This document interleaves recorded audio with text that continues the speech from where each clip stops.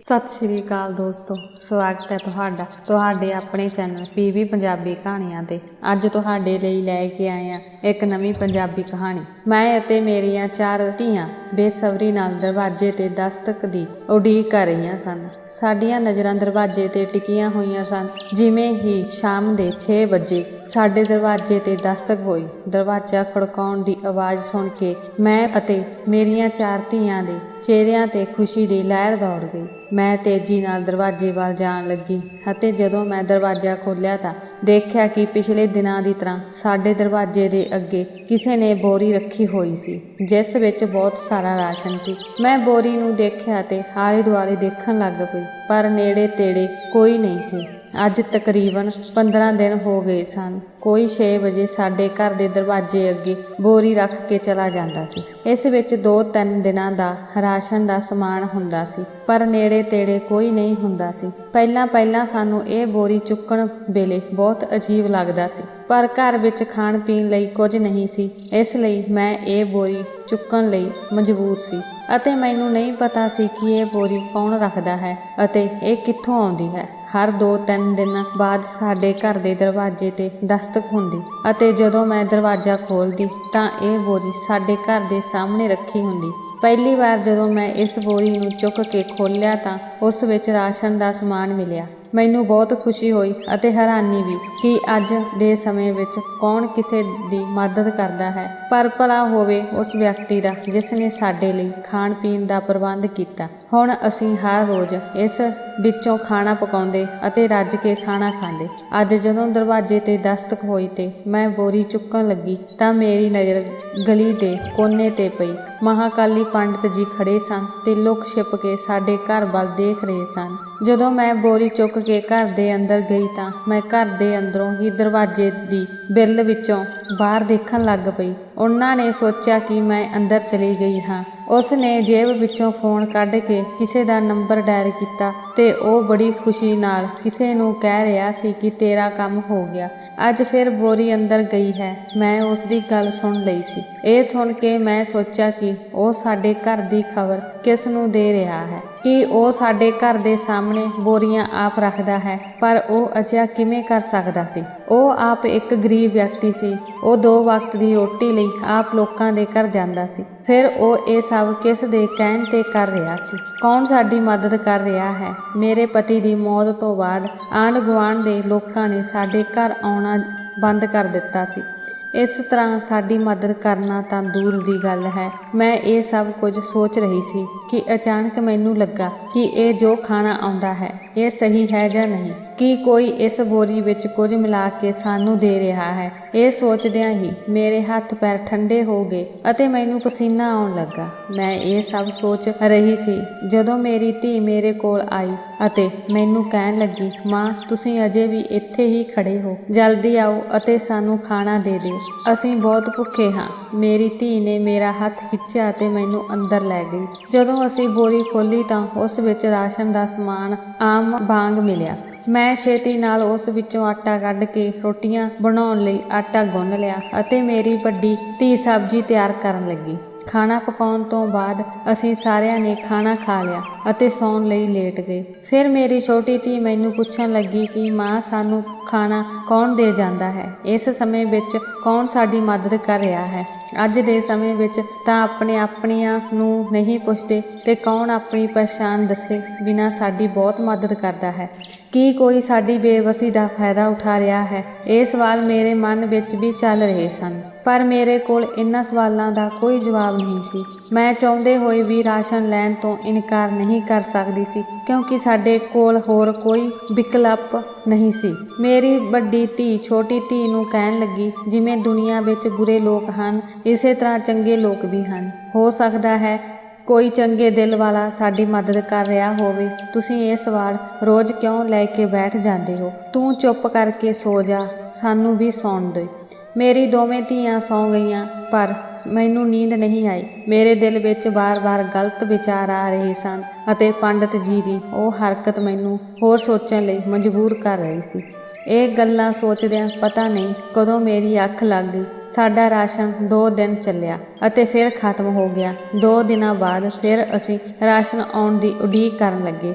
ਅਸੀਂ ਇੰਤਜ਼ਾਰ ਕਰ ਰਹੇ ਸੀ ਕਿ 6 ਵਜੇ ਕਿਸੇ ਨੇ ਸਾਡੇ ਘਰ ਦਾ ਦਰਵਾਜ਼ਾ ਖੜਕਾਇਆ ਅਤੇ ਮੈਂ ਦਰਵਾਜ਼ੇ ਵੱਲ ਭੱਜੀ। ਹਰ ਵਾਰ ਦੀ ਤਰ੍ਹਾਂ ਇਸ ਵਾਰ ਵੀ ਦਰਵਾਜ਼ੇ ਤੇ ਬਾਹਰ ਰਾਸ਼ਨ ਦੀ ਬੋਰੀ ਰੱਖੀ ਹੋਈ ਸੀ। ਮੈਂ ਬੋਰੀ ਅੰਦਰ ਰੱਖ ਕੇ ਦਰਵਾਜ਼ਾ ਬੰਦ ਕਰ ਲਿਆ ਅਤੇ ਲੁਕ ਛਿਪ ਕੇ ਬਾਹਰ ਝਾਕਿਆ।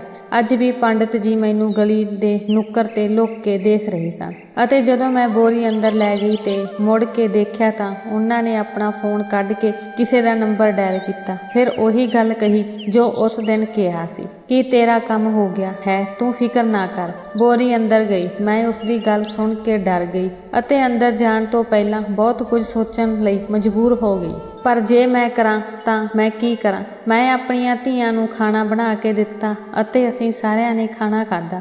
ਪਰ ਅੱਜ ਖਾਣਾ ਖਾਂਦੇ ਸਾਰ ਸਾਨੂੰ ਚੱਕਰ ਆਉਣੇ ਸ਼ੁਰੂ ਹੋ ਗਏ, ਜਿਸ ਕਾਰਨ ਅਸੀਂ ਸੌਂ ਗਏ। ਅਗਲੇ ਦਿਨ ਦੁਪਹਿਰ 2 ਵਜੇ ਦੇ ਕਰੀਬ ਮੇਰੀ ਅੱਖ ਖੁੱਲ੍ਹੀ। ਜਦੋਂ ਮੈਂ ਉੱਠ ਕੇ ਬੈਠੀ ਤਾਂ ਮੇਰਾ ਸਿਰ ਚਕਰਾ ਰਿਹਾ ਸੀ ਅਤੇ ਮੇਰੀਆਂ ਅੱਖਾਂ ਲਾਲ ਹੋ ਰਹੀਆਂ ਸਨ।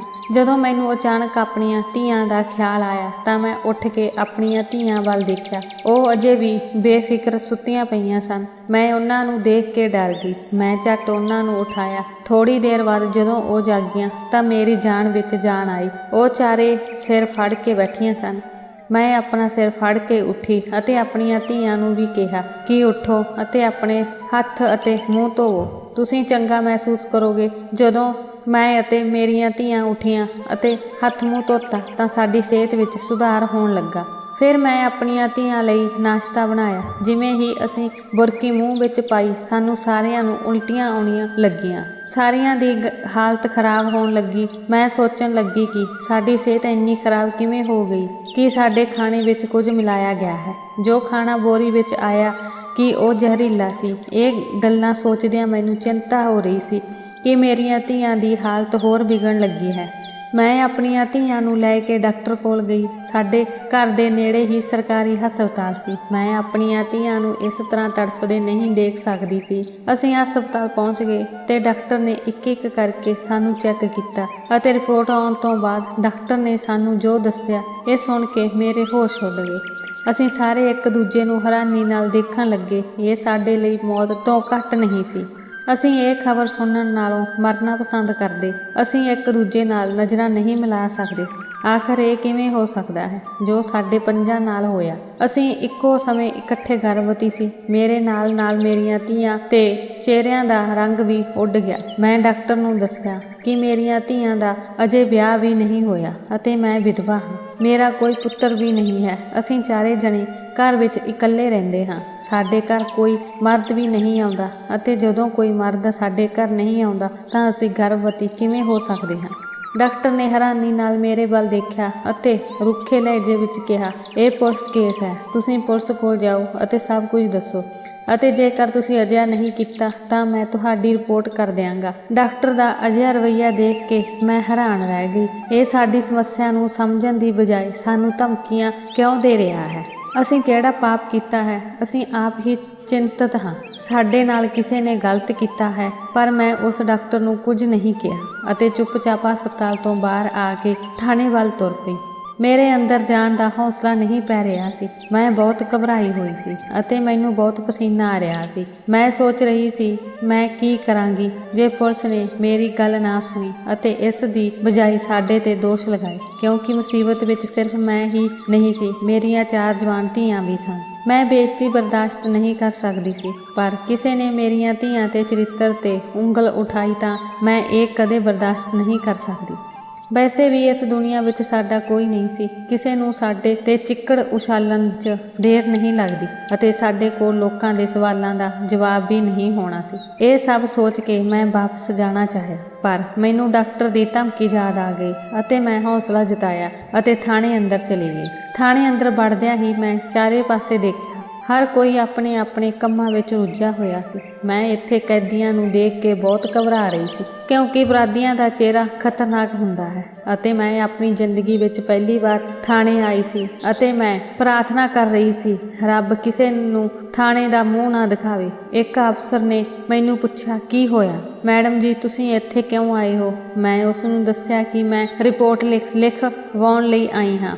ਉਸਨੇ ਮੈਨੂੰ ਕਿਹਾ, ਠੀਕ ਹੈ ਮੈਡਮ ਤੁਸੀਂ ਬੈਠੋ। ਮੈਂ ਮੇਰੇ ਸਾਹਮਣੇ ਰੱਖੀ ਕੁਰਸੀ ਤੇ ਬੈਠ ਗਈ। ਉਸਨੇ ਆਪਣਾ ਮੋਬਾਈਲ ਚੁੱਕਿਆ ਅਤੇ ਚਲਾਉਣਾ ਸ਼ੁਰੂ ਕਰ ਦਿੱਤਾ। ਮੈਂ ਉਸਨੂੰ ਘਰ ਵਿੱਚ ਰਾਸ਼ਨ ਆਉਣ ਤੋਂ ਲੈ ਕੇ ਸਾਡੀ ਸਿਹਤ ਵਿਗੜਨ ਤੱਕ ਸਭ ਕੁਝ ਦੱਸਿਆ ਅਤੇ ਫਿਰ ਮੈਂ ਉਸਨੂੰ ਗਰਭਵਤੀ ਹੋਣ ਵਾਲੀ ਗੱਲ ਵੀ ਦੱਸੀ। ਉਸਨੇ ਮੇਰੀਆਂ ਸਾਰੀਆਂ ਗੱਲਾਂ ਸੁਣ ਕੇ ਬੜੇ ਸਹਿਜ ਨਾਲ ਕਿਹਾ ਕਿ ਮੈਡਮ ਤੁਸੀਂ ਚਿੰਤਾ ਨਾ ਕਰੋ, ਤੁਹਾਡਾ ਦੋਸ਼ੀ ਫੜਿਆ ਗਿਆ ਹੈ। ਪਹਿਲਾਂ ਤਾਂ ਮੈਂ ਹੈਰਾਨ ਅੱਖਾਂ ਨਾਲ ਉਸ ਵੱਲ ਦੇਖਿਆ। ਫਿਰ ਉਸਨੇ ਦੇਖਿਆ ਕਿ ਕੁਝ ਦਿਨਾਂ ਤੋਂ ਸਾਨੂੰ ਅਜਿਹੀਆਂ ਰਿਪੋਰਟਾਂ ਮਿਲ ਰਹੀਆਂ ਸਨ ਕਿ ਲੋਕਾਂ ਨੂੰ ਆਪਣੇ ਘਰਾਂ ਦੇ ਬਾਹਰ ਰਾਸ਼ਨ ਮਿਲਦਾ ਹੈ ਅਤੇ ਜਦੋਂ ਲੋਕ ਉਸ ਰਾਸ਼ਨ ਵਿੱਚੋਂ ਖਾਂਦੇ ਹਨ ਤਾਂ ਉਹਨਾਂ ਦੀ ਹਾਲਤ ਵਿਗੜ ਜਾਂਦੀ ਹੈ। ਜਦੋਂ ਉਹ ਚੈੱਕ ਕਰਵਾਉਂਦੇ ਉਹਨਾਂ ਨੂੰ ਪਤਾ ਲੱਗਦਾ ਕਿ ਉਹ ਗਰਭਵਤੀ ਹਨ। ਅਸੀਂ ਪਿਛਲੇ ਕੁਝ ਦਿਨਾਂ ਤੋਂ ਇਸ ਅਪਰਾਧੀ ਦੀ ਤਲਾਸ਼ ਕਰ ਰਹੇ ਸੀ। ਆਖਰਕਾਰ ਅਸੀਂ ਉਸ ਅਪਰਾਧੀ ਨੂੰ ਫੜ ਲਿਆ ਅਤੇ ਉਹ ਲੌਕਅਪ ਵਿੱਚ ਬੰਦ ਹੈ। ਤੁਸੀਂ ਚਾਹੋ ਤਾਂ ਉਸ ਨੂੰ ਮਿਲ ਸਕਦੇ ਹੋ। ਮੈਂ ਇਹ ਗੱਲ ਸੁਣ ਕੇ ਖੁਸ਼ ਹੋਈ ਕਿ ਘੱਟੋ ਘੱਟ ਸਾਡੇ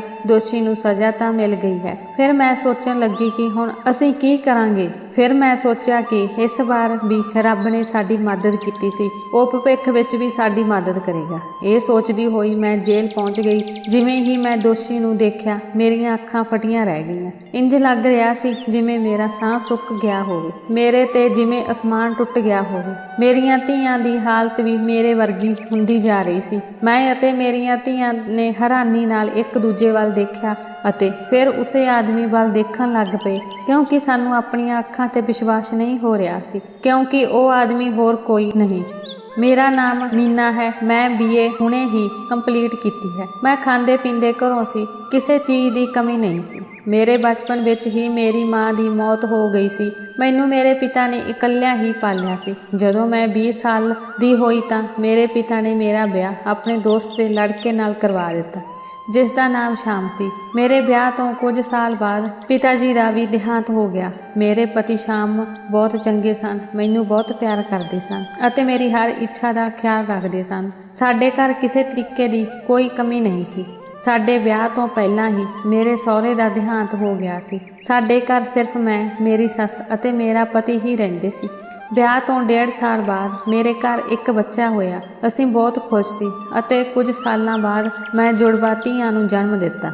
ਮੇਰੀ ਜ਼ਿੰਦਗੀ ਬਹੁਤ ਸੁਖਾਵੇਂ ਢੰਗ ਨਾਲ ਲੰਘ ਰਹੀ ਸੀ। ਸਾਡੇ ਕੋਲ ਕਿਸੇ ਚੀਜ਼ ਦੀ ਕਮੀ ਨਹੀਂ ਸੀ। ਰੱਬ ਨੇ ਸਭ ਕੁਝ ਦਿੱਤਾ ਸੀ, ਪਰ ਪਤਾ ਨਹੀਂ ਸਾਡੀ ਖੁਸ਼ੀ ਨੂੰ ਕਿਸ ਦੀ ਨਜ਼ਰ ਲੱਗੀ। ਇੱਕ ਦਿਨ ਮੈਨੂੰ ਖਬਰ ਮਿਲੀ ਕਿ ਜਿਸ ਜਹਾਜ਼ ਵਿੱਚ ਮੇਰਾ ਪਤੀ ਸਫ਼ਰ ਕਰ ਰਿਹਾ ਸੀ ਉਹ ਹਾਦਸਾਗ੍ਰਸਤ ਹੋ ਗਿਆ ਅਤੇ ਉਸ ਜਹਾਜ਼ ਵਿੱਚ ਕੋਈ ਵੀ ਨਹੀਂ ਬਚਿਆ। ਹਰ ਕੋਈ ਆਪਣੀ ਜਾਨ ਗੁਆ ਚੁੱਕਾ ਸੀ। ਇਹ ਸੁਣ ਕੇ ਇਉਂ ਲੱਗਿਆ ਜਿਵੇਂ ਮੇਰੇ ਸਰੀਰ ਵਿੱਚੋਂ ਜਾਨ ਨਿਕਲ ਗਈ ਹੋਵੇ। ਮੇਰੀਆਂ ਧੀਆਂ ਦੀ ਹਾਲਤ ਵੀ ਖਰਾਬ ਸੀ, ਪਰ ਉਹਨਾਂ ਨੇ ਆਪਣਾ ਅਤੇ ਮੇਰਾ ਖਿਆਲ ਰੱਖਿਆ। ਮੇਰੇ ਉੱਤੇ ਮੁਸੀਬਤਾਂ ਦਾ ਪਹਾੜ ਟੁੱਟ ਗਿਆ ਸੀ। ਮੈਂ ਆਪਣੇ ਪਤੀ ਨੂੰ ਆਖਰੀ ਵਾਰ ਦੇਖਿਆ। ਮੇਰੇ ਪਤੀ ਦੀ ਮੌਤ ਤੋਂ ਬਾਅਦ ਸਾਡਾ ਜੀਵਨ ਬਹੁਤ ਔਖਾ ਹੋ ਗਿਆ ਸੀ। ਸਾਡਾ ਇੱਕ ਹੀ ਸਹਾਰਾ ਸੀ ਜੋ ਇਸ ਦੁਨੀਆ ਵਿੱਚ ਨਹੀਂ ਰਿਹਾ। ਸਾਡਾ ਜੀਵਨ ਬਹੁਤ ਔਖਾ ਹੋ ਜਾਵੇਗਾ, ਮੈਂ ਇਸ ਬਾਰੇ ਕਦੇ ਸੋਚਿਆ ਵੀ ਨਹੀਂ ਸੀ। ਕੁਝ ਦਿਨ ਤਾਂ ਅਸੀਂ ਘਰ ਜੋ ਕੁਝ ਬਚਿਆ ਸੀ ਖਾ ਕੇ ਗੁਜ਼ਾਰਾ ਕਰਦੇ ਰਹੇ, ਪਰ ਕਿੰਨਾ ਕੁ ਚਿਰ ਇਸ ਤਰ੍ਹਾਂ ਚੱਲਦਾ। ਹੁਣ ਤਾਂ ਮੇਰਾ ਤੇ ਮੇਰੀਆਂ ਧੀਆਂ ਦਾ ਖਾਣ ਪੀਣਾ ਖਤਮ ਹੋ ਗਿਆ ਸੀ।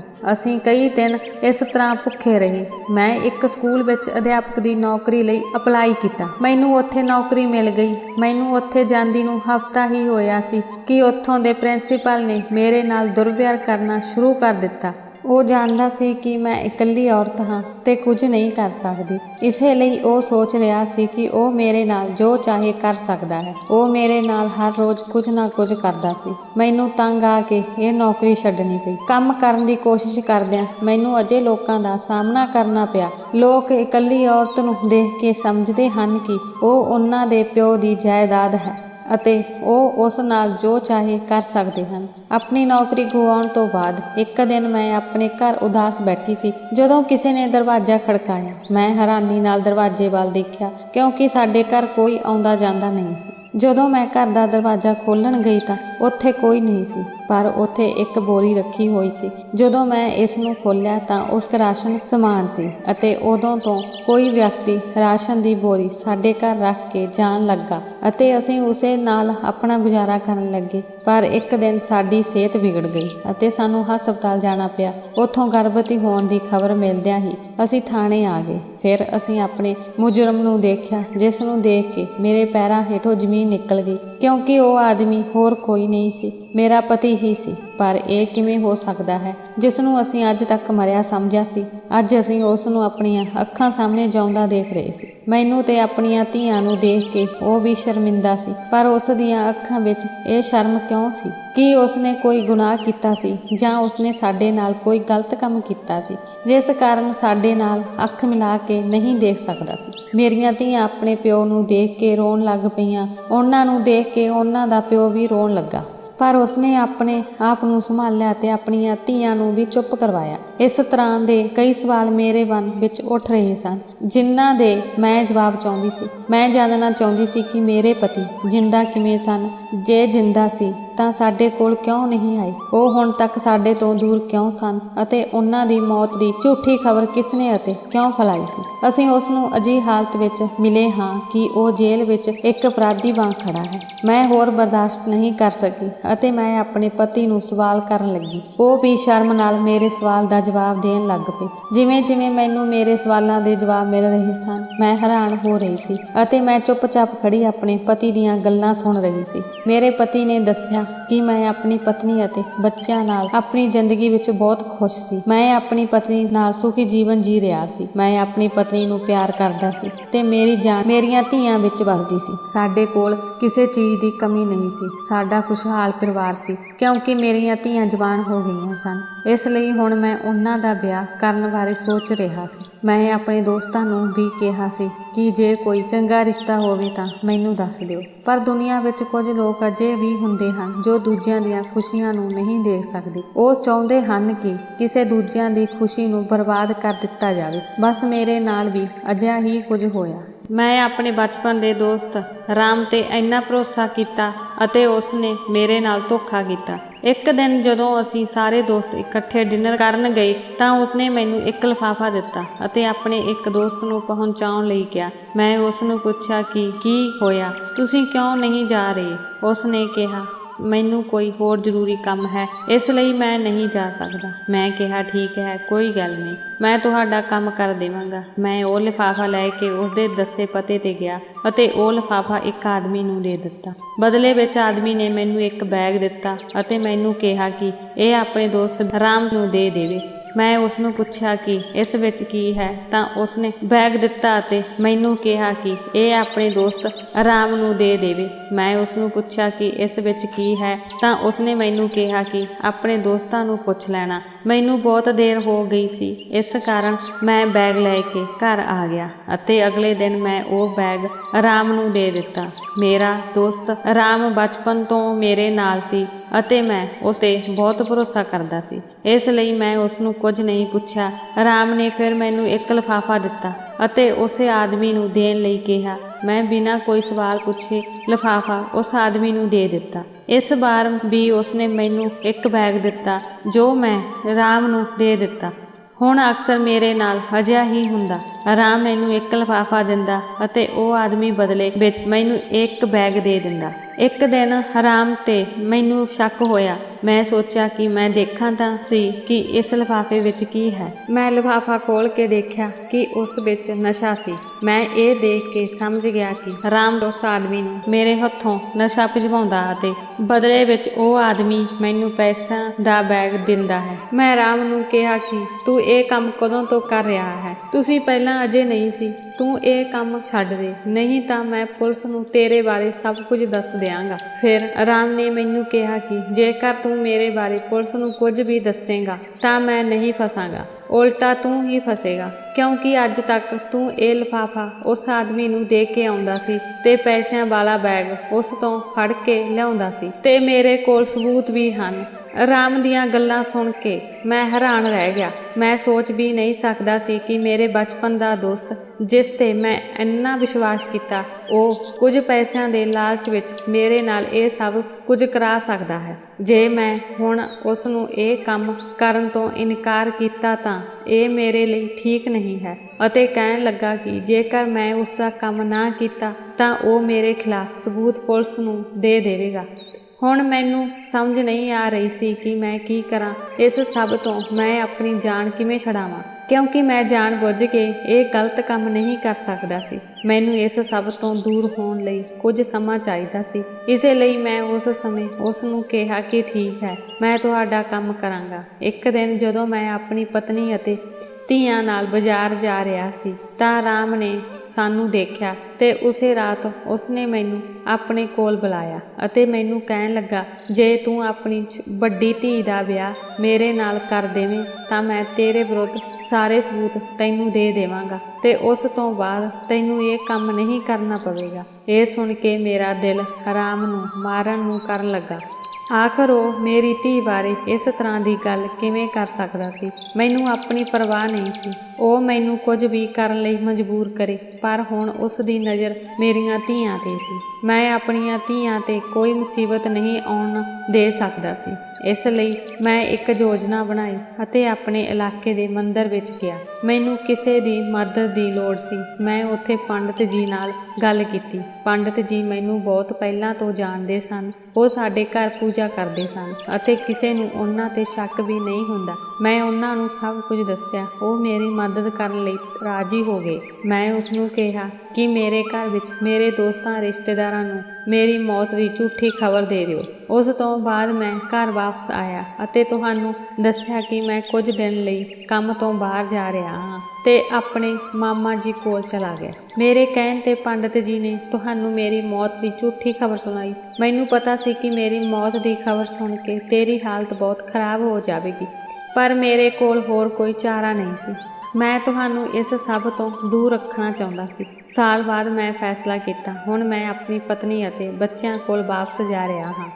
ਉਹਨਾਂ ਨੇ ਮੈਨੂੰ ਲੱਭਣਾ ਵੀ ਛੱਡ ਦਿੱਤਾ ਹੋਵੇਗਾ, ਪਰ ਜਦੋਂ ਮੈਂ ਇੱਥੇ ਸ਼ਹਿਰ ਵਾਪਸ ਆਇਆ ਤਾਂ ਮੈਨੂੰ ਪਤਾ ਲੱਗਾ ਕਿ ਅੱਜ ਵੀ ਉਹ ਲੋਕ ਮੇਰੇ ਮਗਰ ਪਏ ਹਨ ਅਤੇ ਮੈਨੂੰ ਲੱਭ ਰਹੇ ਹਨ। ਇਹ ਖਬਰ ਸੁਣ ਕੇ ਮੈਂ ਇਸ ਸ਼ਹਿਰ ਵਿੱਚ ਲੁੱਕ ਕੇ ਰਹਿਣ ਲੱਗ ਪਿਆ। ਜੇ ਮੈਂ ਤੁਹਾਨੂੰ ਮਿਲਣਾ ਆਉਂਦਾ ਤਾਂ ਤੁਸੀਂ ਵੀ ਮੇਰੇ ਨਾਲ ਖਤਰੇ ਵਿੱਚ ਪੈ ਜਾਂਦੇ, ਪਰ ਮੈਂ ਤੁਹਾਡੀ ਅਜਿਹੀ ਹਾਲਤ ਨਹੀਂ ਦੇਖ ਸਕਿਆ। ਇਸ ਲਈ ਮੈਂ ਪੰਡਤ ਜੀ ਨੂੰ ਪੁੱਛ ਕੇ ਘਰ ਰਾਸ਼ਨ ਦੀਆਂ ਬੋਰੀਆਂ ਭੇਜਣੀਆਂ ਸ਼ੁਰੂ ਕਰ ਦਿੱਤੀਆਂ। ਹੁਣ ਤੁਹਾਨੂੰ 2 ਵਕਤ ਦਾ ਖਾਣਾ ਆਸਾਨੀ ਨਾਲ ਮਿਲ ਰਿਹਾ ਸੀ। ਇਹ ਦੇਖ ਕੇ ਮੈਨੂੰ ਵੀ ਥੋੜੀ ਰਾਹਤ ਮਿਲਦੀ ਸੀ, ਪਰ ਪਤਾ ਨਹੀਂ ਕਿਵੇਂ ਕੱਲ ਮੈਂ ਬੋਰੀ ਚੁੱਕ ਕੇ ਪੰਡਤ ਜੀ ਨੂੰ ਦੇਣ ਜਾ ਰਿਹਾ ਸੀ। ਪੁਲਿਸ ਨੇ ਮੇਰੇ ਸਾਹਮਣੇ ਆ ਕੇ ਮੈਨੂੰ ਗ੍ਰਿਫਤਾਰ ਕਰ ਲਿਆ ਅਤੇ ਅੱਜ ਮੈਂ ਇੱਕ ਅਪਰਾਧੀ ਬਣ ਕੇ ਤੁਹਾਡੇ ਸਾਹਮਣੇ ਖੜਾ ਹਾਂ। ਪਤੀ ਦੀਆਂ ਸਾਰੀਆਂ ਗੱਲਾਂ ਸੁਣ ਕੇ ਮੇਰਾ ਦਿਲ ਰੋਣ ਲੱਗ ਪਿਆ। ਮੇਰੇ ਪਤੀ ਨੇ ਆਪਣੇ ਪਰਿਵਾਰ ਦੀ ਖਾਤਰ ਆਪਣੇ ਆਪ ਨੂੰ ਮਰਿਆ ਹੋਇਆ ਸਾਬਤ ਕੀਤਾ। ਉਹ ਸਾਨੂੰ ਕਿੰਨਾ ਪਿਆਰ ਕਰਦਾ ਸੀ। ਮੈਂ ਆਪਣੇ ਪਤੀ ਵੱਲ ਪਿਆਰ ਨਾਲ ਦੇਖ ਰਹੀ ਸੀ। ਇਸੇ ਦੌਰਾਨ ਇੱਕ ਕਾਂਸਟੇਬਲ ਨੇ ਆ ਕੇ ਦੱਸਿਆ ਕਿ ਮੀਟਿੰਗ ਦਾ ਸਮਾਂ ਖਤਮ ਹੋ ਗਿਆ ਹੈ, ਹੁਣ ਤੁਸੀਂ ਲੋਕ ਇੱਥੋਂ ਚਲੇ ਜਾਓ। ਮੇਰੇ ਪਤੀ ਨੇ ਮੈਨੂੰ ਦਿਲਾਸਾ ਦਿੱਤਾ ਅਤੇ ਕਿਹਾ ਕਿ ਚਿੰਤਾ ਨਾ ਕਰੋ, ਤੁਸੀਂ ਕੱਲ ਪੰਡਤ ਜੀ ਕੋਲ ਜਾਓ ਅਤੇ ਚਾਚੇ ਦਾ ਨੰਬਰ ਲੈ ਕੇ ਉਹਨਾਂ ਨਾਲ ਗੱਲ ਕਰੋ ਅਤੇ ਉਹਨਾਂ ਨੂੰ ਸਾਰੀ ਗੱਲ ਦੱਸ ਦਿਓ। ਉਹ ਸਾਡੀ ਮਦਦ ਜ਼ਰੂਰ ਕਰਨਗੇ। ਮੈਂ ਆਪਣੇ ਪਤੀ ਨੂੰ ਕਿਹਾ ਕਿ ਠੀਕ ਹੈ। ਉਸ ਤੋਂ ਬਾਅਦ ਮੈਂ ਪੰਡਤ ਜੀ ਦੇ ਘਰ ਪਹੁੰਚ ਗਈ। ਮੈਂ ਉਸ ਤੋਂ ਚਾਚੇ ਦਾ ਨੰਬਰ ਲੈ ਲਿਆ ਅਤੇ ਚਾਚੇ ਨੂੰ ਸਾਰੀ ਗੱਲ ਦੱਸ ਦਿੱਤੀ। ਉਸ ਨੇ ਮੈਨੂੰ ਕਿਹਾ ਕਿ ਬੇਟੀ ਚਿੰਤਾ ਨਾ ਕਰੋ, ਮੈਂ ਜਲਦੀ ਹੀ ਤੁਹਾਡੇ ਕੋਲ ਆਵਾਂਗਾ। ਮੈਂ ਆਪਣੇ ਘਰ ਵਾਪਸ ਆ ਗਈ। ਰਾਤ ਤੱਕ ਚਾਚਾ ਜੀ ਵੀ ਸਾਡੇ ਘਰ ਆ ਗਏ ਸਨ। ਉਹਨਾਂ ਦੱਸਿਆ ਕਿ ਸਾਡਾ ਇੱਥੇ ਰਹਿਣਾ ਖਤਰੇ ਤੋਂ ਖਾਲੀ ਨਹੀਂ ਹੈ, ਇਸ ਲਈ ਅਸੀਂ ਉਹਨਾਂ ਦੇ ਨਾਲ ਉਹਨਾਂ ਦੇ ਘਰ ਚਲੇ ਗਏ। ਉਹਨਾਂ ਨੇ ਇੱਕ ਮਹਿਲਾ ਡਾਕਟਰ ਨੂੰ ਆਪਣੇ ਘਰ ਬੁਲਾਇਆ ਅਤੇ ਸਾਡਾ ਚੈੱਕਅਪ ਕਰਵਾਇਆ, ਜਿਸ ਤੋਂ ਸਾਨੂੰ ਪਤਾ ਲੱਗਾ ਕਿ ਸਾਡੇ 5 ਵਿੱਚੋਂ ਕੋਈ ਵੀ ਗਰਭਵਤੀ ਨਹੀਂ ਹੈ। ਸਾਡੇ ਖਾਣੇ ਵਿੱਚ ਕੋਈ ਕੈਮੀਕਲ ਮਿਲਾਇਆ ਗਿਆ, ਜਿਸ ਕਾਰਨ ਸਾਡੀ ਹਾਲਤ ਵਿਗੜ ਗਈ। ਇਹ ਸੁਣ ਕੇ ਸਾਡੀ ਮਾਵਾਂ ਧੀਆਂ ਦੀ ਜਾਨ ਵਿੱਚ ਜਾਨ ਆ ਗਈ। ਪਰ ਹੁਣ ਮੈਂ ਸੋਚ ਰਹੀ ਸੀ ਕਿ ਉਸ ਸਰਕਾਰੀ ਹਸਪਤਾਲ ਦੇ ਡਾਕਟਰ ਨੇ ਸਾਡੇ ਨਾਲ ਝੂਠ ਕਿਉਂ ਬੋਲਿਆ। ਇਸ ਸਭ ਵਿੱਚ ਉਸ ਦਾ ਕੀ ਫਾਇਦਾ ਹੋ ਸਕਦਾ ਸੀ। ਮੇਰੇ ਪਤੀ ਨੂੰ ਬੇਕਸੂਰ ਸਾਬਤ ਕਰਨ ਲਈ ਚਾਚੇ ਨੇ ਸ਼ਹਿਰ ਦਾ ਸਭ ਤੋਂ ਮਹਿੰਗਾ ਤੇ ਵਧੀਆ ਵਕੀਲ ਕੀਤਾ। ਉਸ ਦੀ ਕਾਫੀ ਜਾਣ ਪਛਾਣ ਸੀ, ਇਸ ਕਾਰਨ ਪੁਲਿਸ ਨੇ ਜਲਦੀ ਹੀ ਇਸ ਸਭ ਦੀ ਜਾਂਚ ਸ਼ੁਰੂ ਕਰ ਦਿੱਤੀ। ਆਖਰਕਾਰ ਚਾਚੇ ਦੀ ਮਿਹਨਤ ਅਤੇ ਮੇਰੀਆਂ ਧੀਆਂ ਦੀ ਦੁਆਵਾਂ ਰੰਗ ਲਿਆਈ ਅਤੇ ਰਾਮ ਜੋ ਨਸ਼ਾ ਸਪਲਾਈ ਕਰਦਾ ਸੀ, ਪੁਲਿਸ ਨੇ ਉਹਨਾਂ ਨੂੰ ਫੜ ਲਿਆ ਅਤੇ ਅਦਾਲਤ ਵਿੱਚ ਪੇਸ਼ ਕੀਤਾ ਗਿਆ। ਮਾਮਲੇ ਦੀ ਜਾਂਚ 'ਚ ਪਤਾ ਲੱਗਾ ਕਿ ਰਾਮ ਨੇ ਮੇਰੇ ਪਤੀ ਨੂੰ ਮੇਰੇ ਘਰ ਰਾਸ਼ਨ ਦੀ ਬੋਰੀ ਭੇਜਦਿਆਂ ਦੇਖ ਲਿਆ ਸੀ।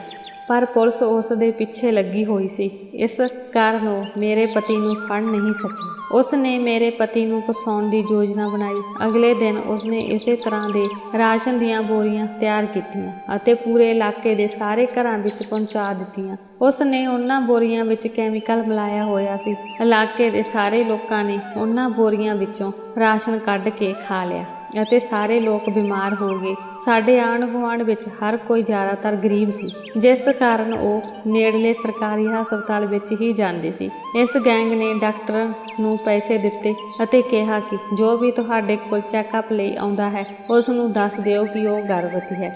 ਉਸ ਡਾਕਟਰ ਨੇ ਵੀ ਲਾਲਚ ਵਿੱਚ ਆ ਕੇ ਸਭ ਨੂੰ ਇਹ ਦੱਸਿਆ ਕਿ ਉਹ ਗਰਭਵਤੀ ਹਨ। ਇਲਾਕੇ ਦੇ ਸਾਰੇ ਲੋਕਾਂ ਨੇ ਇਸ ਸੰਬੰਧੀ ਪੁਲਿਸ ਨੂੰ ਰਿਪੋਰਟ ਲਿਖਵਾਈ। ਪੁਲਿਸ ਨੇ ਜਦੋਂ ਜਾਂਚ ਕੀਤੀ ਤਾਂ ਪਤਾ ਲੱਗਾ ਕਿ ਬੋਰੀਆਂ ਅਤੇ ਮੇਰੇ ਪਤੀ ਨੇ ਰਖਵਾਈਆਂ ਹਨ।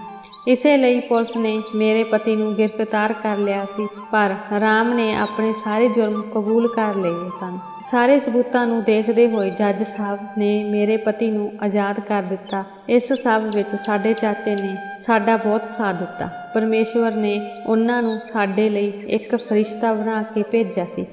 ਜੇਕਰ ਉਹ ਅੱਜ ਸਾਡਾ ਸਾਥ ਨਾ ਦਿੰਦੇ ਤਾਂ ਸ਼ਾਇਦ ਮੇਰੇ ਪਤੀ ਬੇਕਸੂਰ ਸਾਬਤ ਨਾ ਹੁੰਦੇ।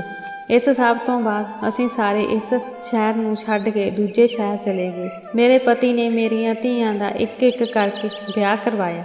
ਉਹ ਵੀ ਹੁਣ ਆਪਣੇ ਪਤੀ ਨਾਲ ਸਹੁਰੇ ਘਰ ਬਹੁਤ ਖੁਸ਼ ਹਨ। ਦੋਸਤੋ, ਜੇਕਰ ਤੁਹਾਨੂੰ ਸਾਡੀ ਵੀਡੀਓ ਚੰਗੀ ਲੱਗੀ ਤਾਂ ਸਾਡੀ ਵੀਡੀਓ ਨੂੰ ਲਾਈਕ ਕਰਨਾ, ਚੈਨਲ ਨੂੰ ਸਬਸਕ੍ਰਾਈਬ ਕਰਨਾ ਅਤੇ ਆਪਣੇ ਦੋਸਤਾਂ ਨਾਲ ਸ਼ੇਅਰ ਕਰਨਾ। ਧੰਨਵਾਦ।